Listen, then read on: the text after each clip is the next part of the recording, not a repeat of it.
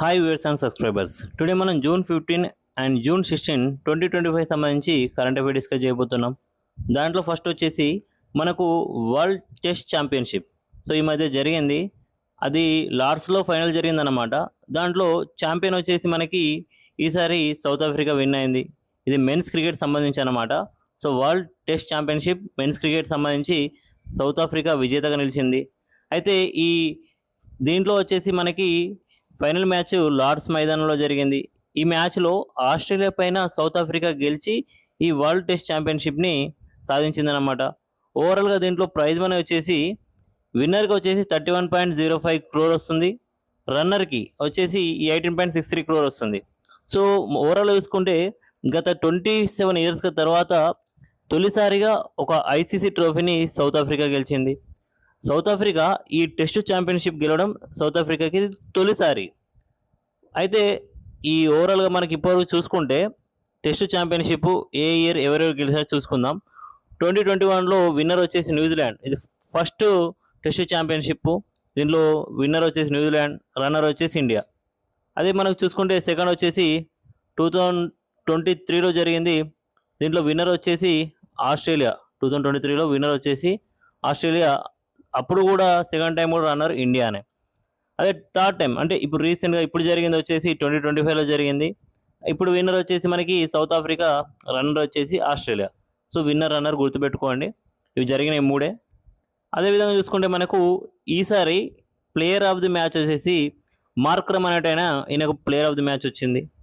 Next చూసుకుంటే మనకి project Kusha. యాక్చువల్గా ఇది మల్టీ లెవెల్ గగనతల రక్షణ వ్యవస్థ అన్నమాట. సో ఇది బహుళ అంచెల గగనతల రక్షణ వ్యవస్థ ప్రాజెక్ట్ కుష అనేది. సో దీన్ని ఎవరు రూపొందిస్తున్నారు అంటే డిఆర్డిఓ వాళ్ళు ప్రజెంట్ రూపొందిస్తున్నారు. సో 2030 నాటికి ఈ ప్రాజెక్ట్ అనేది కంప్లీట్ కానుంది. దీంట్లో 3 రకాల ప్రాజెక్ట్స్ అంటే సబ్ ప్రాజెక్ట్స్ని అభివృద్ధి చేయనున్నారన్నమాట. సో దీంట్లో 3 రకాల దీని భాగంగా ప్రాజెక్ట్ కుషలో భాగంగా 3 రకాలని అభివృద్ధి చేయనున్నారు. అందులో ఏంటి అంటే ఒకటి కుషా M1. ఇది షార్ట్ రేంజ్ లక్ష్యాన్ని చేస్తుంది. అంటే ఇది ఏంది అంటే మనకు ఇజ్రాయెల్కి అయితే ఎలాగా డోమ్ వ్యవస్థ ఉందో అలాగే మనకు కూడా అన్నమాట. సో ఇలాంటిది ఒకటి ఉండడం కోసం మనకు డిఆర్డిఓ రూపొందిస్తుంది. అంటే ఇది షార్ట్ రేంజ్లో మనకు వచ్చే లక్ష్యాలని, మన సైడ్ దూసుకొచ్చే లక్ష్యాలని ఇది ఆపుతుంది, మనకు కంట్రోల్ చేస్తుంది. నెక్స్ట్ M2 వచ్చేసి మీడియం రేంజ్ లక్ష్యాలని ఛేదిస్తుంది. M3 వచ్చేసి లాంగ్ రేంజ్ అంటే మనకు 400 కిలోమీటర్స్ దూరంలో ఉన్న మన వైపు దూసుకొస్తున్న లక్ష్యాన్ని అక్కడనే అడ్డుకుంటుంది. ఇది కుష M3 అన్నమాట. సో దీంట్లో 3 రకాలు ఉన్నాయి. టోటల్ వచ్చేసి ప్రాజెక్ట్ కుష, దాంట్లో Kusha M1, M2, M3. So DRDO వాళ్ళు రూపొందిస్తున్నారు. నెక్స్ట్ చూసుకుంటే మనకి కండిషన్లో మనకి తెలంగాణ ఆర్టీసీలో తొలి మహిళా డ్రైవర్. అయితే ఈవిడ ఆల్రెడీ ఢిల్లీలో వర్క్ చేస్తుండే, ఆ తర్వాత రీసెంట్గా మన తెలంగాణకు వచ్చేసారు. ఈమె తొలి మహిళా డ్రైవర్ వచ్చేసి సరిత గారు. తెలంగాణ ఆర్టీసీలో తొలి మహిళా డ్రైవర్ సరిత గారు. ఈమె వచ్చేసి యాదాద్రి భువనగిరి జిల్లా సంస్థాన్ నారాయణపురం మండలం సీత్యా తాండాకి చెందినవారు ఈమె. సో ఇది ఇంపార్టెంట్. నెక్స్ట్ చూసుకుంటే మనకి మొదటి ఫ్రెడ్ డారింగ్టన్ పురస్కారం దీని గ్రహీత వచ్చేసి సుదర్శన్ పట్నాయక్. సో మన భారత సైకత శిల్పి, అంటే ఇసుక ద్వారా ఇట్లా శిల్పాలను రూపొందిస్తారు చిన్న చిన్నగానే. ఈ పురస్కారాన్ని ప్రఖ్యాత సైకత శిల్పి ఫ్రెడ్ డారింగ్టన్ స్మారకార్థం దీన్ని ప్రారంభించారు. సో ఇది ఫస్ట్ టైం ప్రారంభించారు. దీన్ని సుదర్శన్ పట్నాయక్ గారికి ఇచ్చారు.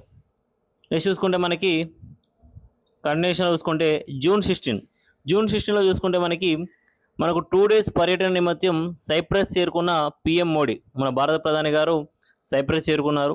అయితే 2 days ఈ సైప్రస్లో మన ప్రధాని గారు ఉంటారు. అయితే మన ప్రధాని గారికి సైప్రస్ అధ్యక్షుడు నికోస్ క్రిస్టోడౌలిడెస్ ఈయనే స్వాగతం పలికారు. సో ఎందుకు ఈయన పేరు రాయాల్సి వచ్చిందంటే ఈ దేశ అధ్యక్షుడు ఈయన మనకు స్వాగతం పలికారు కాబట్టి మన పిఎంకి ఈ పేరు అనేది మనకి ఇంపార్టెంట్. అయితే ఓవరాల్గా గత 2 దశాబ్దాల అంటే ఆల్మోస్ట్ 20 years తర్వాత మన భారత ప్రధాని ఈ దేశాన్ని సందర్శించడం జరిగింది.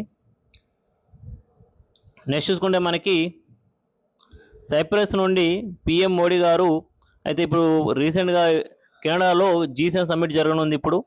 అయితే అక్కడ నుంచి వెళ్ళి G7 సమ్మిట్కి వెళ్తారు. ఆ తర్వాత అక్కడ నుంచి వెళ్ళి క్రొయేషియాకి వెళ్తారు. సో ఈ 3 కంట్రీస్ని మన పిఎం మోడీ గారు సందర్శించనున్నారు. ఇది గుర్తుపెట్టుకోవాలి. నెక్స్ట్ చూసుకుంటే మనకి మాస్టర్ హ్యూమర్ అవార్డు గ్రహీత వచ్చేసి అమీర్ ఖాన్. అయితే చైనాలో జరిగిన మకావు ఇంటర్నేషనల్ కామెడీ ఫెస్టివల్ 2025లో ఈ మాస్టర్ హ్యూమర్ అవార్డుని మన దేశానికి చెందిన నటుడు అమీర్ ఖాన్ గారికి రావడం జరిగింది. సో మాస్టర్ హ్యూమర్ అవార్డు గ్రహీత వచ్చేసి అమీర్ ఖాన్ గారు. నెక్స్ట్ చూసుకుంటే మనకి వింబుల్డన్ టోర్నీ 2025 ప్రైజ్ మనీ అనేది ఈ మధ్య ప్రకటించడం జరిగింది. జనరల్గా అంతముందానికి ఇప్పుడు డిఫరెన్స్ ఉంది. విన్నర్కి వచ్చేసి 34 crore ఇప్పటి నుంచి ఇవ్వనున్నారు. టోటల్ టోర్నీ ప్రైజ్ మనీ వచ్చేసి 624 crore. సో ఈ 624 crore వచ్చేసి సో క్వాలిఫై లెవెల్ ఇంత, సెమీఫైనల్ ఇంత, ఫైనల్ లెవెల్ ఇంత, విన్నర్కి ఇంత, రన్నర్కి ఇంత అని ఇట్లా ఇస్తారు. ఓవరాల్గా మనకి 2024తో పోలిస్తే ఇప్పుడు ఒక 11% ఎక్స్ట్రాగా ఈ ప్రైజ్ మనీ అనేది పెరగడం జరిగింది. అదనమాట. నెక్స్ట్ చూసుకుంటే కంప్లీట్ అయింది. Thank you. నా ఎక్స్ప్లెనేషన్ నచ్చినట్టయితే లైక్ చేయగలరు, సబ్స్క్రైబ్ చేసుకోగలరు.